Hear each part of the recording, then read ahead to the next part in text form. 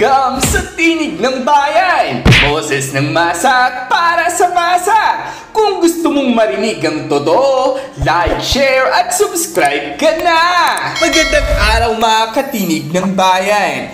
Grabe raw ito mga katinig ko! Sa loob lamang ng isang linggo, mula nang ilunsad ang sumbong sa Pangulo website, mahigit 2,000 reklamo na agad ang natanggap laban umano sa mga irregularidad sa flood control projects. Tanong ngayon, tugma ba ito sa mga pasabog ni Senator Ping Lacson sa Senado? Kasi kung babalikan natin, ilang linggo pa lang ang nakalipas nang ilantad niya raw ang mga questionable na proyekto ng DPWH na tila ghost projects nga raw o sobra-sobrang pondo. Aba, parang nagkakakulay na ang lahat ng ito. Yusek Claire Castro announced na mahigit 2,000 ang complaints sa loob lang ng isang linggo. Ang target ng crackdown ay ang mga tinatawag na ghost projects. Pinag-utos ni Pangulong Bongbong Marcos Jr. na maglabas ng DPWH ng kumpletong listahan ng flood control projects para raw maging transparent. May direktiba rin na i-blacklist ang mga kontratistang mapapatunayang sangkot at babala raw mismo ni BBM. May investigasyon at posibleng kasong kriminal laban sa mga opisyal ng gobyerno na masasabi. Kung tutusin, maganda itong inisyatiba ng Pangulo.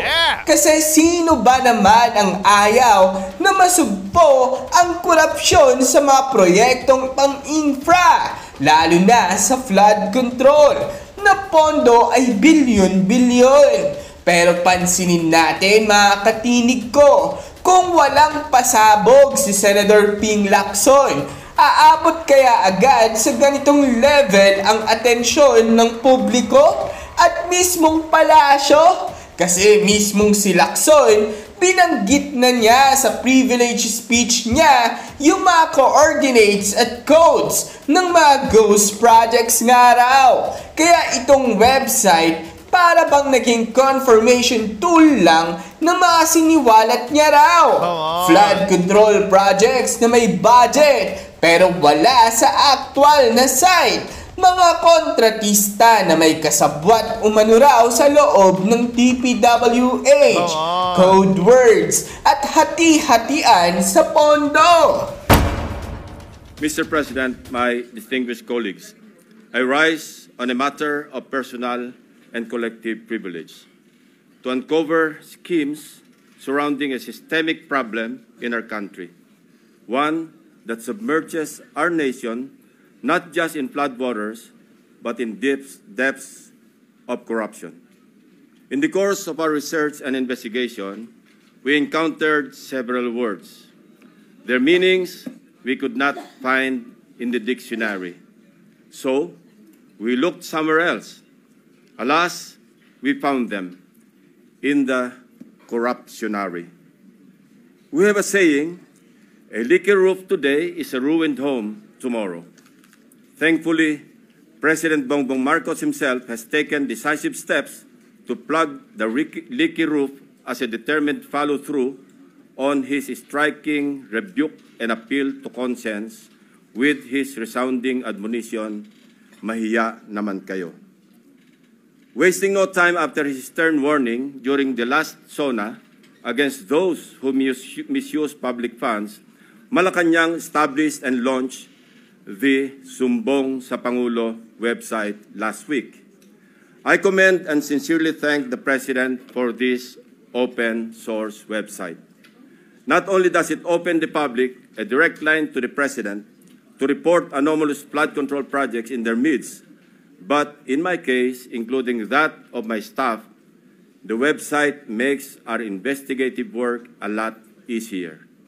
For one, the coordinates that the website provides showed us a faster way to find shady, even ghost projects. Last week, the President took aim. Today, I am pulling the trigger. Para sa ating mga kababayan, nakatutok ang aking presentasyon sa araw na ito sa mga flood control projects pa lamang. Hindi pa rito kasama ang iba pang mga infrastructure projects na punong-puno rin ng anomalya. Isa-isahin natin ang mga impormasyong aming nakalap sa mga nakalipas na linggo mula sa aming sariling pag-aaral at pagsasaliksik na suportado ng mga impormasyon mula mismo sa mga DPWH officials at insiders, pati ilang contractors, kasama na rin ang open sources. Una, ang kalakaran ng ilang mga kontratista at mga kasabwat nila sa gobyerno na sa paghahati-hatian ng pondo, kasama na rin ang mga termino o codes patungkol sa kanilang modus. Pangalawa, ang mga palpak na proyekto dahil sa paggamit ng substandard na materyales, kasama na ang mga kontratistang nasa likod nito. Pangatlo, ang mga proyektong lantarang inaangkin bilang congressional insertions.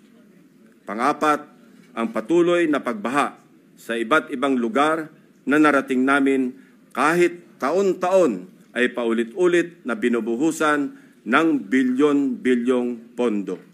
At ang pinakahuli, ang mga tinatawag ng Pangulo na guni-guni o ghost projects na aming nahukay. For over 15 years, from 2011 to 2025, we appropriated more than 1.9 trillion pesos for flood control management program under the budget of the Department of Public Works and Highways alone. Sa loob lamang ng 3 taon, mula 2023 hanggang 2025, higit 1 trillion pesos ang ating inilaan sa ilalim ng 3 naipasang budget measures para sa flood control. Halos 53% ng kabuuang pondo sa loob ng 15 taon. When we are speaking in trillions of pesos, we should expect our streets and low-lying communities to be flood-free when the rains pour. Gayunpaman, sa paghagupit ng magkakasunod na habagat at mga bagyong Krising, Dante at Emo, ilang linggo pa lamang ang nakalipas, kasamang winasak at inanod ng baha ang bilyon-bilyong pisong halaga ng mga flood control projects na halos bago at kakukumpleto pa lamang na dapat sana ay nagbigay proteksyon sa ating mga kabahayan at komunidad. Ngayon, 1 linggo pa lang ang website pero 2,000 complaints na agad. Ibig sabihin, totoo raw ang sinabi ni Lacson na systematic at malawak talaga nga raw ang problema. Imagine kung flood control pa lang ito, paano pa kaya yung ibang infra projects, overpriced roads, reblocking at iba pa. Kung totoo man ang mga reklamo, abay malinaw na talagang may tinatawag na corruptionary dictionary ang mga opisyal at contractors na yan. Hindi naman natin sinasabi na lahat ng tao sa DPWH ay corrupt. Pero kung based sa reports at testimonya ng insiders na binabanggit nga raw ni Lacson, mukhang may ilang bulok sa sistema na sumisira sa tiwala ng publiko. Alam ng lahat na kapag may baha, ang mga ordinaryong tao ang unang biktima. Pero kung ang flood control projects ay ginagawa lang daw parang cash cow ng iilan, talagang kawawa ang bayan. Kaya maganda yung naging hakbang na sumbong sa Pangulo kasi binigyan ng direct line ang tao para makapagreklamo. Hindi na lang puro Senate hearing o media expose. Ngayon, mismong taong bayan ang nagbibigay ng data. Pero sana, hindi lang ito mauwi sa press release. Kasi sabi ni Senator Lacson, marami nang ulit itong issue sa flood control. Pero walang napaparusahan nga raw. Kaya ang hamon ngayon, kung may 2,000 complaints, ilan dito ang tututukan hanggang dulo? At may makukulong ba talaga? O baka mauwi lang sa blocklisting sa papel? So mga katinig ko, kitang-kita natin na nagtatagpo ngayon ang pasabog ni Senator Ping Lacson at ang aksyon ng Malacanang. Sa isang banda, ang Pangulo raw mismo ay nag-utos na mag-crackdown. Sa kabilang banda, si Lacson naman tuloy-tuloy sa pagbubunyag ng mga modus. Kung magsasanib pwersa ang Senado, ang taong bayan at ang palasyo, baka nga sa wakas ay may maparusahan sa mga ganitong anomalya. Pero tandaan natin, tulad ng sabi ni Lacson, a leaky roof today is a ruined home tomorrow. Kung hindi agad aaksyonan, hindi lang floodwaters ang lulunurin tayo, kundi mismong baha ng korupsyon. Pare-parehong riverbank protection structure, pare-parehong guni-guni. Very distinctly ghost projects. Ang mga taong nasa likod ng scheme na ito or scam na ito ang dapat ipinangpupukpok sa pagbabaon ng mga seat piles. Hindi ito kababalagan, Mr. President. This is well orchestrated by an organized network of people who abuse their power. May isang grupo sa loob ng 1st District Engineering Office ng Bulacan na kilalang sindikato ng mga substandard at ghost projects. Ang kanilang modus, manghihiram ng lisensya sa mga suki nilang contractors. Gamit ang lisensya ng contractors, sila na ang mag-implement ng proyekto. O kung hindi man, magpoproseso ng mga dokumento para lumabas na completed na ang mga ghost projects. My office is willing and ready to provide the names of the members of this well-organized syndicate inside the Bulacan 1st District Engineering Office, including probable witnesses to testify against them if and when the appropriate authorities will open a formal investigation into these morally wicked schemes to defraud our people of their hard-earned taxpayers' money. For the information of the body, inikot at siniyasat din po namin ang ilang mga proyekto sa Kabikulan, Davao Peninsula, Western Visayas at Central Mindanao. Kasalukuyang ginagawa pa ang validation ng aming findings para sa mga susunod na investigasyon. Mr. President, my distinguished colleagues, we all heard President Marcos Jr. in his rare, exasperated, confrontational tone during his 4th SONA last July 28. Pinalakpakan natin siya ng malakas nang sabihin niya sa ating harap-harapan sa plenaryo ng Batasang Pambansa, mahiya naman kayo. And rightly so, since he also said in the same SONA that he witnessed firsthand how the floodgates of corruption have swung wide open in many areas he personally inspected. He saw defective flood control projects, obviously built with substandard materials or not built at all, wasting hundreds of billions of pesos in taxpayers' money drifted away and down the drain. And all this, Mr. President, went straight to the pockets of the insatiably greedy, so vile, so greedy, and corrupt to the core politicians, DPWH officials, and contractors, conniving among themselves, unmindful of the lives lost and the properties destroyed, all for their lust for money. This humble representation just confirmed with sordid details what President Marcos announced in the launching of the Sumbong sa Pangulo website, which greatly helped us in tracking and monitoring the status of the non-existing but fully paid flood control projects. Mr. President, distinguished colleagues, we can do our part in leading the way under your leadership and the cooperation that each and every one of us in this august hall to set the example in good governance. We can start with an honest-to-goodness and fully transparent deliberation of the 2026 National Budget Measure that will truly represent the hopes and aspirations of our people for a better Philippines. Sa isang taon, wag naman sana nating marinig mapagsabihan tayo na mga walang hiya kayo. Sa haba at lawak ng aming pagsisiyasat, may mga gustong magsalita at tumulong. District engineers na napipilitang ipa-implement ang mga binagsak na project sa kanilang distrito na hindi naman sila ang nagplano kaya hindi naisama sa National Expenditure Program.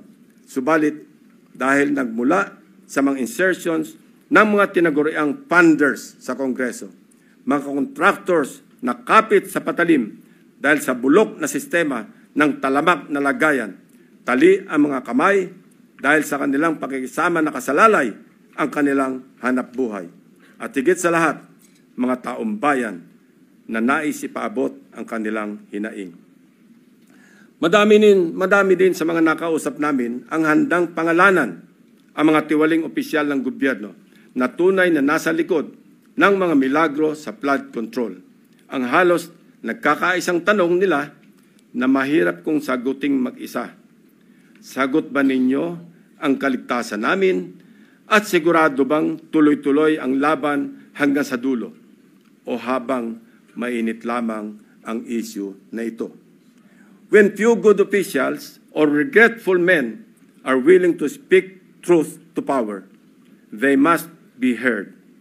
They must be seen. They must be protected. The depth of corruption has become so overwhelming that it drowns us in our sad reality. More than flood control, what the Filipino people badly need to see is grid control. Samantala, sari-saring komento nga rin ang lumalabas mula sa mga netizens patungkol sa isyong ito. Sabi pa nga nila, Senator, sana i-require ang DBM na once na ma-approve ang budget para sa DPWH, i-publish sa newspaper kada region ang mga forthcoming projects para alam ng lahat na may budget at project sa isang lugar. Pag aware ang mamamayan, mapipilitan silang gawin ng tama ang mga yan. Sa ngayon kasi bulag tayo. Lahat at magugulat na lang tayo, may ginagawa ang DPWH. Flood control pa lang iyan. Hindi pa kasama yung road, bridges, box culvert, buildings, etc. etc. Di na nila alam ang kapal ng mukha, maging takot sa poong lumikha. Wala na rin silang awa sa mga katulad naming mga kapwa Pilipino. Patas kung gumawa ng tama. Kapal, di napatunayan ng anomalya ang kanilang ginawa. Todo tawa lang ang mapapala. Hays, mabuhay po kayo mga senador na pilit inilalabas kung ano ang tama. Muli, ang mga opinyong ito ay pawang galing sa mga netizens at hindi nangangahulugang opisyal na pananaw ng ating programa. Layunin nating ilahad ang kabuuan ng pulso ng bayan. At dyan nagtatapos ang usapan natin ngayon. Kung may gusto kang idagdag o reaksyon, i-comment mo lang sa baba.